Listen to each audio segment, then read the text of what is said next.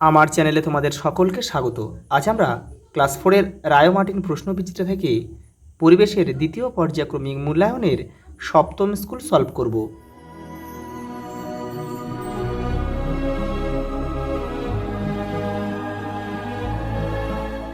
দেখো প্রথম প্রশ্ন, সঠিক উত্তরের তলায় দাগ দাও। চাঁদ হলো পৃথিবীর একমাত্র উপগ্রহ। যারা গ্রহের চারিদিকে ঘোরে তারাই কিন্তু উপগ্রহ। এবার দেখো, বড়দিন উপলক্ষে বিশেষ খাবার হলো কেক। চা পাতা তৈরির কারখানা আছে কোথায়? দার্জিলিংয়ে রয়েছে। যারা লোহার কাজ করেন তাদের বলে কর্মকার। দেখো বাকি অপশানগুলো একটু দেখে নাও। মালাকার হচ্ছে যারা সোলার কাজ করেন, চাঁদমালা টোপর যারা তৈরি করে তাদের কিন্তু মালাকার বলা হয়। আর মালাহার হচ্ছে যারা পিতলের কাজ করে, পিতল শিল্পীদের আর কি, মানে যারা ডোকরার কাজ করে আর কি, তাদের কিন্তু বলা হয় মালাহার। পরেরটা দেখো, টুসু পরব পালন করা হয় পৌষ মাসে।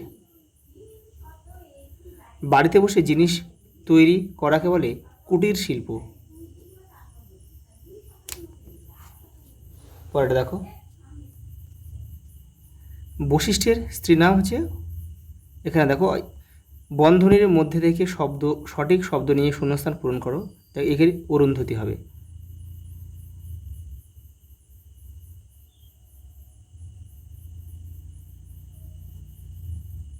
পরেরটা দেখো, যন্ত্রপাতিকে ইংরেজিতে কি বলে? দেখো টুল।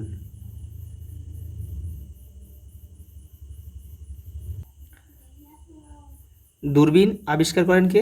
দেখো গ্যালিলিও।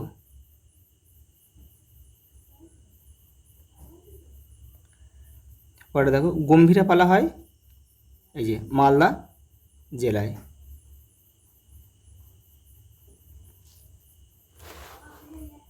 পরেরটা দেখো, কুইনাইন তৈরি হয় সিংকোনা, এই যে সিংকোনা গাছ থেকে।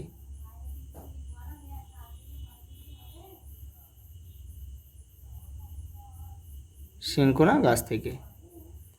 ফেলে দেওয়া অপ্রয়োজনীয় পদার্থকে কি বলা হয়? এই যে বর্জ্য।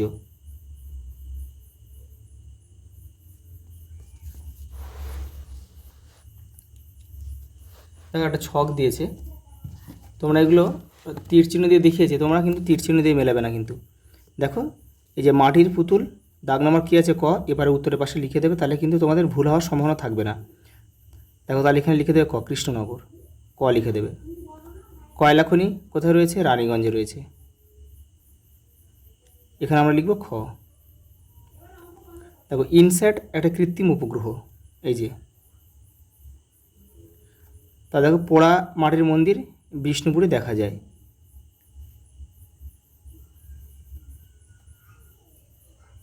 এবার দেখো পরেরটা কী আছে? গালা শিল্প পুরুলিয়ায়। পুরুলিয়ার ঝালদাতে কিন্তু গালা শিল্প দেখা যায়। পরেরটা দিনরাত্রি আহ্নিক গতি, মানে পৃথিবীর আবর্তন গতি। পরেরটা দেখো, দেখো বেমানান শব্দটি বেছে গোল দাগ দাও। দেখো পৃথিবী, চাঁদ, মঙ্গল, নেপচুন। এখানে এই চাঁদটা বাদ যাবে, কারণ চাঁদ হচ্ছে উপগ্রহ আর বাদবাকি তিনটেই গ্রহ রয়েছে। উপগ্রহরা গ্রহদের চারিদিকে ঘুরে বেড়ায়, তাহলে এটা আমরা শুধু গ্রহ, সরি যে উপগ্রহ আর বাকিগুলো গ্রহ।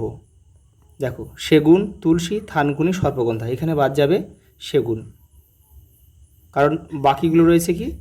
এগুলো কিন্তু ভেষজ উদ্ভিদ, এইগুলো ভেষজ উদ্ভিদ। আর সেগুন কিন্তু একটা বৃক্ষজাতীয় সরলবর্গীয় উদ্ভিদ। শুকতারা, কালপুরুষ, বৃশ্চিক মণ্ডল, সপ্তর্ষি মণ্ডল, এখানে এই শুকতারাটাই বাদ যাবে, কারণ এখানে এই শুকতারাটা একটা দেখো এখানে একটা তারার কথা বলেছে। আর কালপুরুষ, বৃশ্চিক মণ্ডল, সপ্তর্ষি মণ্ডল, এখানে অনেকগুলো তারার সমষ্টি। এই শুকতারা বলতে বলতে কিন্তু মানে শুক্র গ্রহটাকে কিন্তু আমাদের বলা হয়েছে। পরেরটা দেখো তিল, তিসি, কার্পাস, সর্ষে। এখানে বাদ যাবে কার্পাস, কারণ এটা একটা তুলো, আর বাদ বাকিগুলো সব কিন্তু তৈলবীজ, তেল তৈরি হয় এগুলো থেকে সব। দেখো চামচ, অ্যালুমিনিয়াম, লোহা, সোনা, এখানে কিন্তু চামচটা বাদ যাবে। এখানে বুঝতে পারছো যে এইগুলো সব একটা ধাতু, গৃহস্থালী জিনিসের মধ্যে পড়ছে। পেট্রোল, রান্নার গ্যাস, কাঁচ, কেরোসিন, দেখো এই কাঁচটাই বাদ যাবে, কারণ কি দেখো বাকিগুলো সব কিন্তু জ্বালানি রয়েছে, বাকিগুলো জ্বালানি, এগুলো সব জ্বালানি।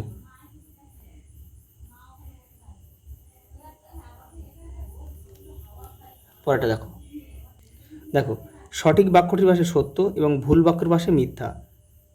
ঠিক যেমন নির্দেশ দেবে ঠিক তোমাদের কিন্তু তেমন করতে হবে। তুমি যদি ভুল বাক্যের পাশে ভুল লেখো তাহলে কিন্তু কেটে দিতেও পারে, তোমাদের মিথ্যা লিখতে বলেছে। দেখো দেখো তামা ও টিন মিশিয়ে তৈরি সোনা, এটা কিন্তু ভুল বাক্য, তাহলে আমরা লিখবো মিথ্যা। তাহলে এটা কি তামা টিন মিশিয়ে কী হয়, ব্রোঞ্জ হয়। এটা আমি সমাধান করে দিচ্ছি, তোমাদের শুধু জেনে রাখো, তোমাদের এভাবে লিখতে হবে না। তামা টিনে ব্রোঞ্জ হয়।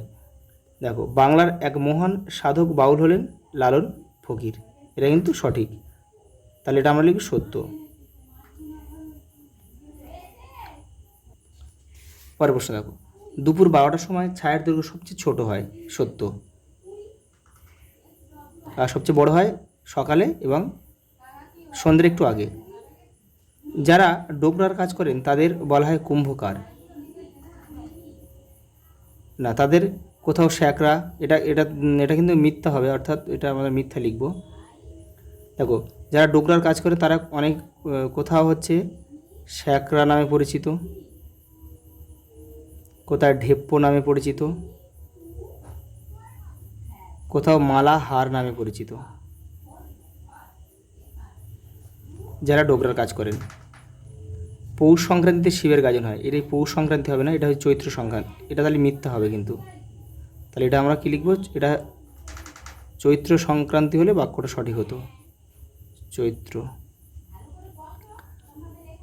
আদিম মানুষ কাঠকয়লা দিয়ে ছবি আঁকতো, এটা সত্য।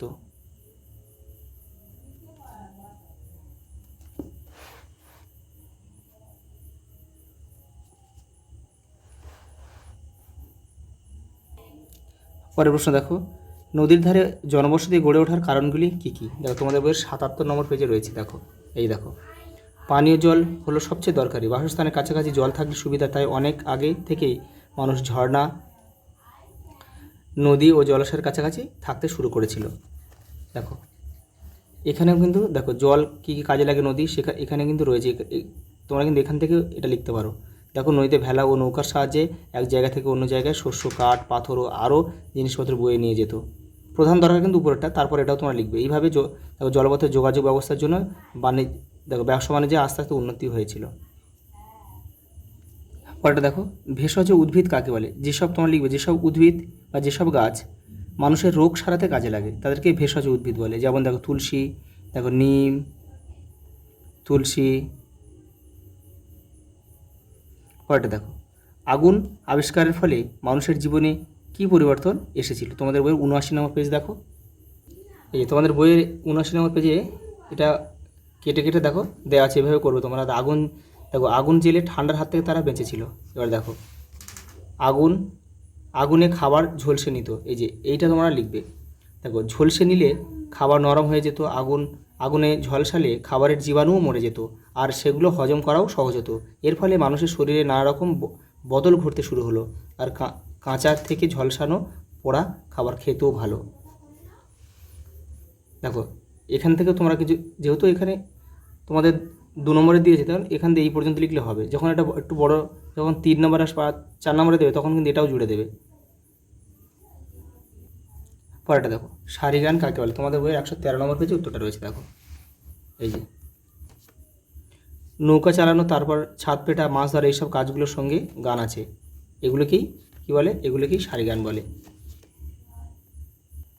দেখো জঙ্গল এলাকার মানুষের জীবিকাগুলি কী কী। দেখো কাঠ কাটা, মধু সংগ্রহ, মধু সংগ্রহ, অনেকে কাঠকলে আর কাঠকলে কাজ করে, অনেক চেরাই কলে আর কি কাঠকলে কাজ করে। পরটা দেখো, লাঠি দিয়ে করা যায় এমন দুটি কাজের নাম লেখো। দেখো তোমাদের বইয়ের 90 নম্বর পেজে উত্তরটা রয়েছে, দেখে নাও। এই দেখো লাঠি দিয়ে এখানে প্রচুর কাজ রয়েছে, প্রায় 10 রকমের কাজ রয়েছে। তোমরা এখান থেকে তোমাদের দেখো ইচ্ছা মতো তোমরা যে কোনো 2 কি 3টে কাজ তোমরা এখান থেকে করে নেবে। পরে বসে দেখো, এমন 3টি বর্জ্য পদার্থের নাম লেখো যেগুলো মাটিতে মেশে না। প্লাস্টিক,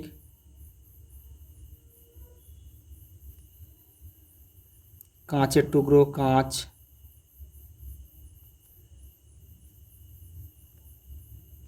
অ্যালুমিনিয়ামের টুকরো,